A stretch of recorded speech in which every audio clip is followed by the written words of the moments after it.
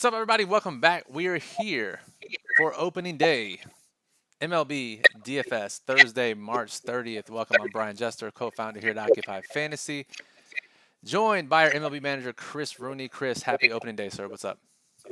Happy opening day to you, Brian. Happy to be here and introduce another MLB season with you. Early start here on opening day. Got a lot of things to go over, not just the slate itself, but we're going to cover what everybody watching can expect from Occupy with MLB this season. So looking forward to getting into it with you. Yes, sir. So, welcome to all you watching. You may see that our screens are going black on and off, trying to figure out what's going on with that. So, bear with us as we go through here. But if you're in the chat, say what's up. We'll be here for about, I don't know, 15 to 30 minutes, depending on how many questions that we get. So if you have questions, go ahead and throw them in the chat box. Until then, we're going to go over what to expect from Occupy Fantasy this year, and then go over some stack ideas and some best plays here for opening day. So this will be the first time, and probably the only time, maybe one of the only times you'll see me this season for MLB. But Chris, why don't you run through what people can expect from a YouTube perspective from Occupy for the MLB DFS season? Yeah, so we're going to be covering, at least for the first couple of months of the season here, so through the end of May, MLB slates a couple of days a week. We've committed to doing a live stream every Tuesday, and then there's going to be, depending on the slates that DraftKings and FanDuel put out, a second live stream every single week on either Friday or Sunday. We're leaning towards mostly Fridays. These are going to be captained by our NBA video analyst. You've probably seen him on the channel if you're into some NBA stuff, Nick Marrow. He's going to be leading some of our live streams for you. And then we also have on that team Chuck, who's also on the NBA team, will be backing up on some Sundays as well. And you may see my face from time to time on those shows throughout the season. Really committed to our NBA product. I know a lot of our users who may be watching this as well have been really into that on YouTube. So we're going to give that the full benefit of going all the way through the conclusion of the NBA playoff schedule, and then reevaluate what we're going to do with MLB video. So you may see more video this summer from MLB. We'll give you an update if that comes out, but that is currently the plan with MLB. A couple of videos a week. You can plan on every single Tuesday there being a live stream, and then either Friday or Sunday, we'll give updates in our Discord as we flesh things out for you.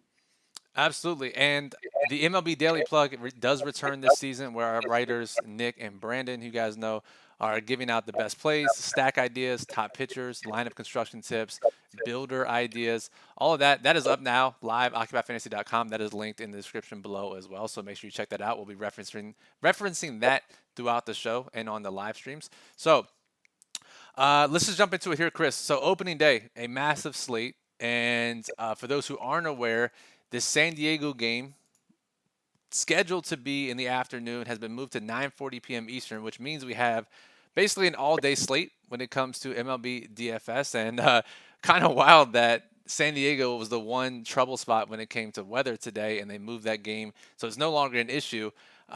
So give me your thoughts on that game being the latest game with the lineups coming out late, Chris, and then just general thoughts on the weather being so early in the season. Early in the season, it's tough because most of the teams with home stadiums in like the northern part of the country, they're going to be playing in some cold weather, right? That's not going to be an issue for San Diego there in Southern California. Only night game on this slate. I do think we have to be interested in it just to speak to the slate specifically here.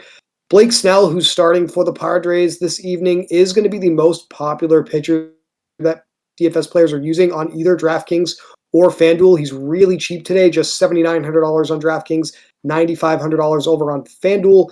Does allow you to fit a lot in your lineups if you're using him as your one starter on FanDuel or as one of your two over on DraftKings. So we have to be mindful of that. The other way to play it, though, and Brian, I know you and I were talking about this before the show, we know when we see who the most popular pitcher is on a slate, a lot of professional DFS players tend to do this, is they at least allocate a slice of their DFS lineups to playing the other side of that matchup. So we know if Snell's going to be highly owned, that one of the things we can bank on is that Colorado Rockies hitters almost certainly will not be. And so if they have success today, you're going to climb the leaderboards very easily because two things are going to be happening there. No one has the Colorado hitters, and they're all going to be losing points with Blake Snell in their lineup. So that is definitely something that is on the table this afternoon. Well, it wouldn't be a baseball stream if we didn't start out by suggesting playing one of the worst teams possible as a stack. But here we are. That's right. But I mean, Chris, so and as we reacclimate ourselves to baseball, one thing that we find every year, and no matter what our model says, no matter what ownership says, no matter what the betting markets say, pretty consistently on most slates, we end up seeing a low owned stack win GPPs, whether that's small field or large field. So even when we have a 6 run team total team, or we have a team like today, I believe it. Let's go to the stack dashboard and see who the most popular stack is today. And we see Minnesota on DraftKings wildly popular today, second highest team total of the day. Yes, they look like a fantastic play by all accounts, but we have to open our minds up and be more open to playing these lower owned stacks if we want to take down the biggest prizes, especially for those of you who want tickets to opening day. Absolutely. And one of the stacks that jumps out, just purely looking at ownership, Brian, you have to be intrigued by, I would say, Texas. That's a pretty tough pitching matchup on both sides. The Philadelphia Phillies are facing the Texas Rangers. You've got Aaron Nola, very good starting pitcher for the Phillies, throwing against the Rangers lineup today. But we have them as a top 5 play by our proprietary OF Index ranking today on the slate. 22 teams, they're right there at 5th, and just 15% cumulative ownership for the hitters on DraftKings, 14% on FanDuel. So if you want to back the Occupy model a little bit and find a low-owned play that also has a decent ranking, the Texas Rangers seem to be the team to hone in on in at least a few of your lineups today. So for those of you who are uninitiated, Occupy Fantasy, we produce our own projections, and our OF Index is our proprietary metric, as Chris pointed out. And it looks at a ton of data, condenses it all into one number, and basically it's looking at ceiling expectations for either a player, a pitcher, or a stack. And our stack dashboard ranks every stack based on cumulative OF Index. And you can always sort by a variety of metrics and sort by the ownership to see which ones are popping out based on the ownership. So again, we're here till probably 12:15 or so. If you guys have questions, go ahead, throw them in the chat. I think we do have the technical difficulties sorted out by now, which 9 minutes without Moose on the sticks is probably a world record for me fixing the issue. So go work us there. So let's go back to pitching, Chris, because opening day we tend to get teams #1 starters, and that we get today because a variety of incredible options today. For those of you who, again, need a refresher or weren't around last year, for pitchers, an elite OF index is anywhere 20 or higher.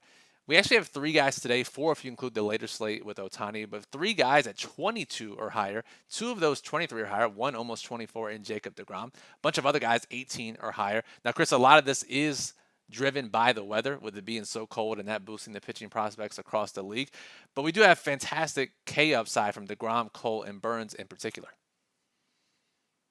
Normally, and from doing some of our YouTube videos all last year for you, Brian, we're struggling to find a pitcher with an OF index above 15 on a lot of slates once we really dive into the season and things start moving. So unlike most nights where we're probably just tailing the popular plays and putting popular pitchers into our lineups, there is a lot of upside with some of these low-owned plays today. And one of the ones that I like the best is Max Fried with the Atlanta Braves. Not only does he have an 18.5 OF index on this slate, Braves are the biggest moneyline favorite in betting markets today. Moneyline is moving in their favor, and Fried's 0.91 strikeouts per inning pitched, effectively just under 1 strikeout per inning, is still a really, really good projection. It's just going to be underwhelming compared to all of these other guys today, right? So, especially on DraftKings where you need 2 guys, I do think if you're looking for a safe play amongst the top guys here, Max Fried is looking like one of the best ones in the bunch. Yeah, I was pretty shocked at his ownership, but I guess like you said, when you compare his strikeout projections to others around him or even others that are on the slate, it certainly stands out, but we like to see the minus 250 money line as a big reason. Now, you mentioned briefly there about last year and historically just playing the popular pitchers. In our stacks, we tend to get different when we can. If we find reasons to get different at pitcher, certainly we can play that. But why is that the case? Why are we mostly playing the popular pitchers? We have, you got to think about like the sample size of the data, right? So with pitchers, we get like thousands of throws per season from these guys. So the data on projecting pitchers is probably the best data in baseball that you're going to see from any provider, not just here at Occupy, anywhere you can find baseball projections.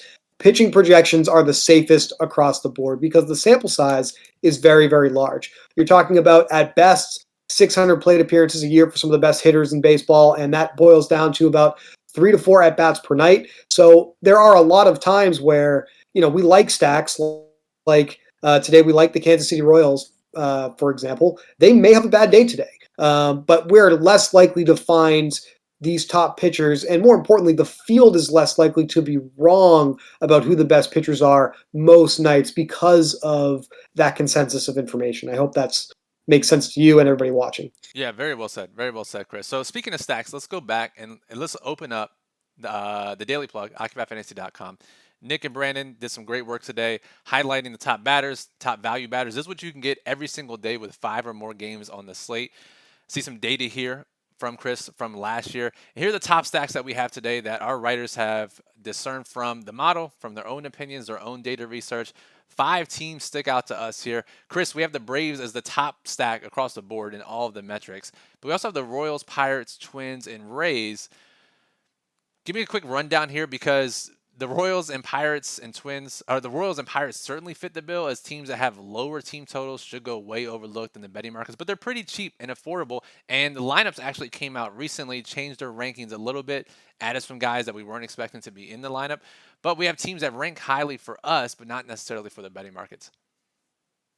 So Kansas City has a matchup here with Pablo Lopez, who's making his debut for the Minnesota Twins, used to be with the Marlins last year. And Lopez allowed a lot of power last season when he was on the mound. So his isolated slugging that he allowed to left-handed hitters was above the elite number that we look for of 170.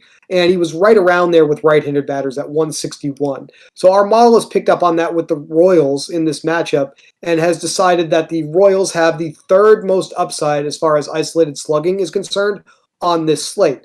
If 3 or 4 or 5 hitters in this Royals lineup hit home runs today, and you happen to pick those guys, you're going to have a really good chance of being near the top of the leaderboards because they're going to be somewhat lower owned. But there's a lot of probability that they also fail today because of that low weighted on base average, which is the third column in the stacks dashboard. So weighted on base average takes things like walks, singles, doubles, triples, and home runs, and forecasts how likely that team is to amass a lot of those types of hits across the board. So kind of a little bit of a divergence there in those two categories. We think that there's power upside with the Royals today, but their on-base upside is very low. So this is like the quintessential high-risk stack to me, Brian. Whereas a team like the Braves, they look safe right across the board. I would say in low and even in high-risk contests, I was expecting to see Atlanta have that ownership that Minnesota is carrying in our stack dashboard today. So I'm starting to be a little bit more drawn towards playing the Braves in smaller field stuff today, personally. But that's just a brief rundown of how to read some of this data. So the Pirates would be somewhat on the other side, a little less power upside with that 14 ranking on the day with their isolated slugging. 9 by weighted on base average. So we see a little bit more floor with Pirates hitters in their matchup with Cincinnati's Hunter Green than power upside. Hope that makes sense.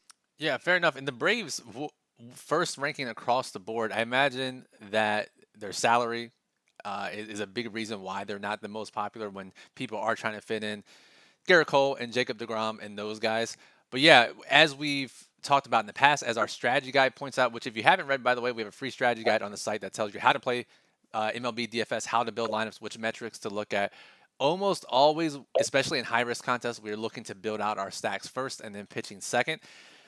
The reason for that being we're looking to find the lower owned stacks. We're looking to fit the highest upside stacks in and then working the pitching around that. And with that said, if you fit in the Braves first, that makes it less likely that you're able to fit into the top tier pitchers. You have to go a little bit further down the board, which is why not as many people will do that. So really good stuff there, Chris. Again, if you guys have questions, we're here for another 10 to 14 minutes or so. It's about 12:15 Eastern. So go ahead and throw them in the chat. Say what's up if you're watching. If you're just lurking, say what's up. We always like to see it. So talked about the stacks. Let's actually talk about stack construction, Chris, because we asked this question a lot in Discord this morning, which if you're not a member already, just check out our Discord server, occupyfantasy.com/Discord. That link is in the description below. Very fair, because myself, as I was building some lineups this morning, not necessarily like riding a bike, had to knock some of the rust off, get back into using the builder. What kind of stacks are we looking to build? This is a large slate. It's early in the season. Slate size certainly dictates what types of stacks we're building, but generally for FanDuel and DraftKings, for our listeners here and for our members that Occupy, what kind of stacks should we be building when it comes to MLB DFS? And if you're wondering what we're talking about when we talk about stacks, we here try to focus on which teams we're playing. I know a lot of focus in a lot of other sports is, well, which player do you want today? And I'm not necessarily against looking at somebody like Kyle Schwarber, who's the number one hitter in our model today, and leaving him out of my lineups. But it's just a matter of how do the Philadelphia Phillies fit into what I'm trying to do today, right? So for me, Brian, pretty much every single night, opening day would be an exception. I'm playing 1 to 3 lineups in MLB because there's a ton of slates every single day. There's a ton of different opportunities to play, and that allows me to focus on building a well-correlated build.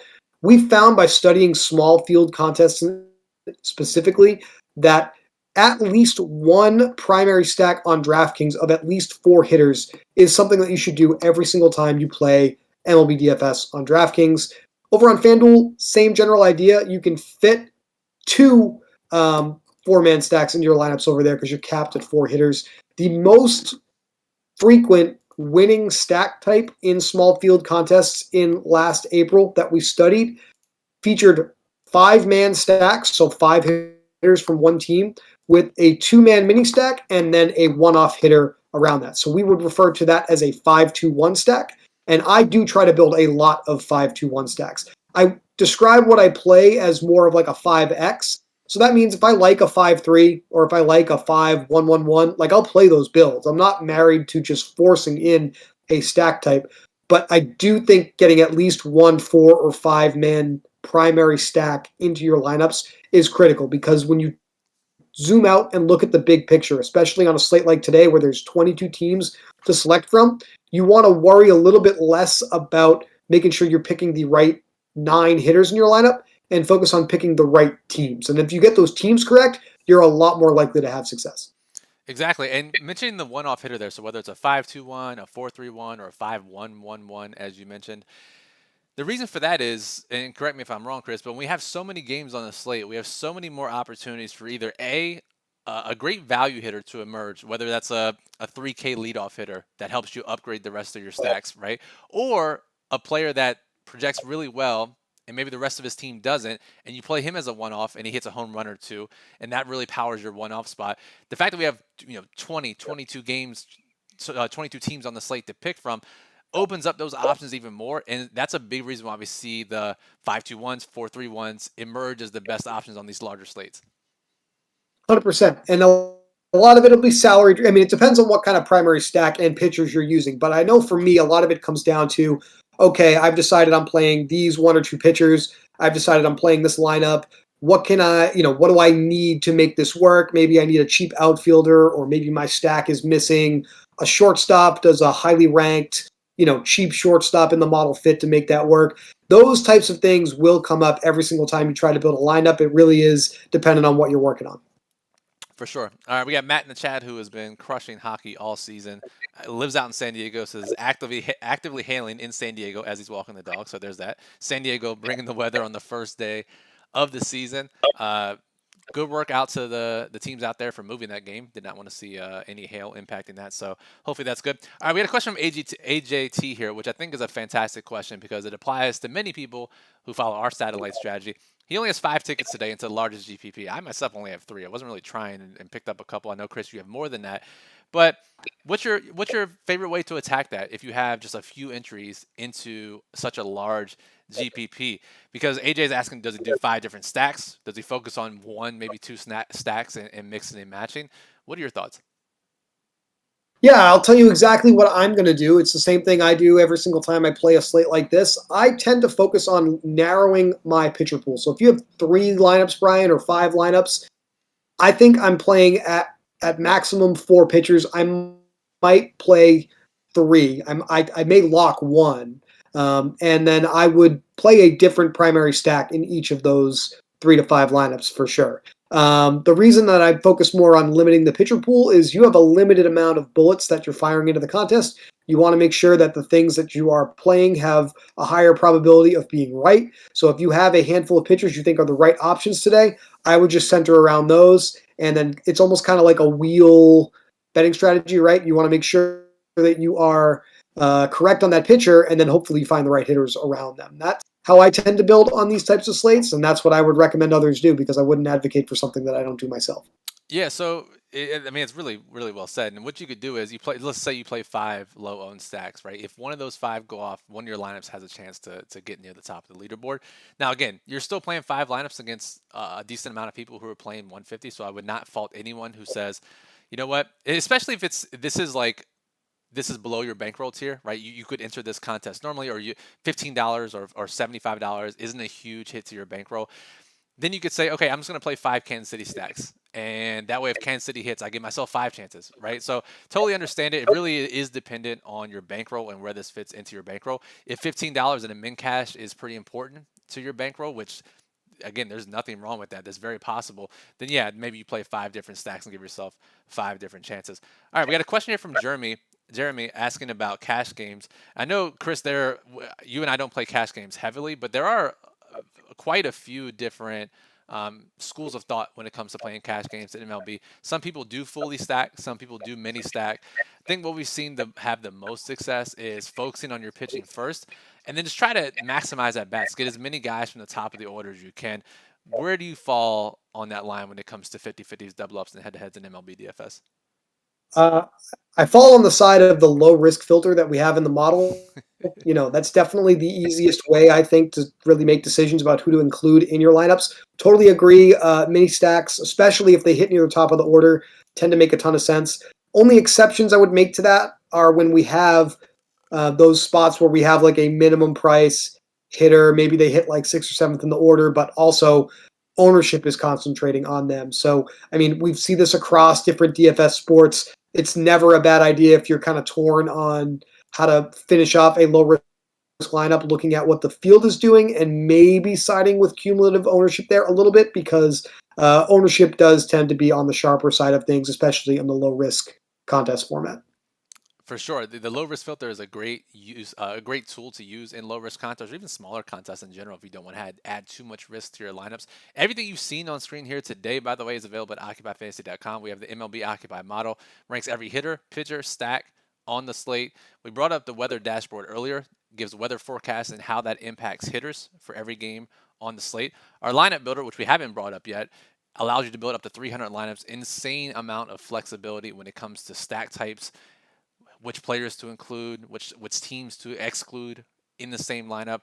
Build up to 300 lineups. I use it for small field. You can use it for large field as well. You can even use it for cash games if you wanted to. And then the daily plug, which we brought up already, which has the top plays, basically condenses everything down into an easy to digest format. OccupyFantasy.com. Join us today. Link is in the description. And if you're still watching this, make sure you are subscribed to the channel. We're doing these live shows, as Chris pointed out, 2 to 3 times per week. Being subscribed is the best way to get notified when these shows will go live for MLB DFS, in addition to all the other sports. So let's get some final questions in 5 minutes. We'll get out here at 12:15. We got lineups to build. Swag, Lord Ken, says he had to wake up for opening day many hours before his alarm clock. Ken, what's up, man? Appreciate you tuning in as well. Chris, the other thing that we have to think about today, which is a little bit different than, say, your typical 7 p.m. weekday slate. We have 1 p.m. start times, 4 p.m. start times, and this 9:40 p.m. start time. Lineups can and will change.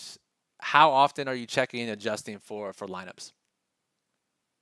I do a couple different things in my process every single day.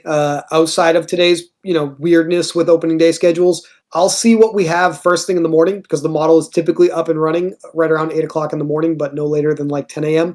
and see what we think based off of the projected lineups. Then I'll usually check in sometime after 5:30 Eastern because by then we have most of the confirmed lineups in, and I'll get to see a couple of different things. How projected ownership has changed in our model, and obviously how confirmed lineups have changed some of the rankings a little bit. Depending on how those data points shift, it might change how I'm going to attack the slate. I don't find that the pitchers that I'm drawn to tend change with confirmed lineups, but the stacks can because if you get a cheap hitter that's randomly hitting at the top of the order and maybe they have a better left-right split depending on the pitcher they're facing, like it can really affect the slate. So this is not as dynamically news-driven as inactives in a sport like NBA, but confirmed lineups are absolutely important in baseball because it can absolutely affect whether or not you're interested in a particular player or not. For sure. And as you see in the column here, the P/C column in the batters tab of the model, check mark indicates that lineup is confirmed, that player is officially in. P indicates that is we are projecting them to be in the starting lineup, and that'll switch over to a check mark once the official lineup comes in. Let's just say today, hypothetical, you build a 4 p.m. stack, looks good now, you build it, early games go off, the official lineup comes in, and one of your players you initially had in your lineup is now out, and the only option is to either leave a few hundred to $1,000 or more dollars of salary on the table, or switch to a lower, less powerful stack. Let's say a 4-2-1-1 or something. Are you always going to be in the mindset of assuming the player is ranked similarly? Are you always going to be in the mindset of I'd rather leave the salary on the table as long as I maximize this correlation, or I want to get the better hitter in there if I can? I lean on the side of getting the stack still in there. So if there's a comparable player that the stack I'm running is putting out there eligible for the position that I had him in, that's the first place I'm going to look. If it doesn't fit, then maybe I'll look to doing exactly what you said, a 4-2-1-1, or if there's still some different stacks on the board that might fit from other teams that haven't gone off yet, maybe I'll make a pivot there. But as you mentioned, it really does depend on the situation, but still looking to maximize correlation. I think correlation is king in this sport, much more so than some others. Probably NHL is up there. I know some of you guys who play that could speak to that as well, but correlation is very powerful in baseball. For sure. Patrick in the chat says, any fun props that you guys like today? I mostly will be focusing on strikeout props this season. It's what's a big area of focus for our model. It's really predictive when it comes to strikeout props. Really quickly, as we get out of here, I'm going to bring up the AkiProp Radar, which, if you haven't seen yet, allows you to look at all of the major sports books in your state. You type in a player's name. Let's do Jacob deGrom today, and we can see how Jacob deGrom's how his props look at every single sports book. If it will load today, I imagine many people are using it, so it's a little bit on the slower side today. So we'll give it a chance here. But I think, Chris, for me, I'm focusing on the strikeout props, but I'm also going to wait a couple of months, not a couple months, a couple of weeks, just because I want to get all these pitchers stretched out and don't want to lose any overs when it comes to a pitcher getting a quick hook early in the season. Yeah, we want to collect some data on what the pitch counts are, right? Some of these guys, based off of spring workload, may be good to go today, but some may be limited if they haven't had, 3-4 starts to really get to that 5-6 inning limit, which we're going to need when we're talking about hitting those overs on lines like 6.5, 7.5, 8.5 strikeouts. So I'm totally with you there. Definitely drawn to looking at that Jacob deGrom eye-popping 1.9 strikeouts per inning that we're projecting. You could definitely look at the K per IP that we project in the model. You can look at some of these guys going between 5 to 6 innings and do some of that math on your own if you want to see what our strikeout projection is for a guy, because that's really ultimately what it ends up being every single night. And then, yeah, if you're looking to get some strikeout props down or some same game parlays down, maybe you like a couple pitchers from the same game, like this is a very powerful tool. And I know I'll be looking at some of the same stuff as the year moves on. And the stolen base feature in the batting model, you can always bet some long shot stolen base props, so don't forget about that as well. So 12:15, we'll get out of here. We got lineups to build. I know you guys do as well. For final updates, make sure you're checking out the model, refreshing every few minutes to get the latest lineups. Any major updates will be updated in the daily plug. You've seen that on screen here today. The builder updates every couple of minutes with ownership and lineups. So make sure you're using those tools as well. OccupyFantasy.com/membership is where you can join the team and get access to all these great MLB DFS tools. We'd love to have you in our Discord server to sweat out the games, ask any questions you have. OccupyFantasy.com/Discord. All the links you need are in the description below. Make sure you're subscribed. You get notified when we go live for MLB 2 to 3 times per week, as well as all the other shows on the channel. Give us a thumbs up if you've appreciated this content and you want us to continue to see these MLB shows throughout the year. And again, any questions, Discord is the best way. Chris, final thoughts for opening day? Final thoughts for opening day. Yes, I think I can't get out of here without forcing you to make a home run call, Brian. Who's going to hit a home run today? I'm going to sort the Occupy model by the isolated slugging tab. And the easy thing to do would be to take Kyle Schwarber, who's number 1 here with a 321 isolated slugging. But I am going to do this to you live on the air. I'm going to say Rafael Devers is going to hit a home run off of your Orioles Gibson today. Just teed it up. So for those of you who don't know, Chris is a Red Sox fan. I am an Orioles fan. And all right, so if I I have to go way down the model here if I'm gonna find an Orioles hitter to hit one. Let's see here. Let's keep scrolling. You know what? I'm gonna have to sort Baltimore. I've not used the filter, and we'll go Cedric Mullins. Oh, you know All what? right. You know what? You know what? No, hold on. Let's go with Rookie of the Year candidate Gunnar Henderson. So we'll go All Gunnar. right. I like it. First home run of the year. So, all right, guys, that'll do it. You can follow Chris on Twitter at RooneyFFB. Follow me at Brian Jester FF. The rest of the team, you can follow them. Their handles are in the Daily Plug, our MLB team this season. Go follow them. They are great additions to the team. Going to put out some great content for you this year. So, for Chris, for Brian, for Occupy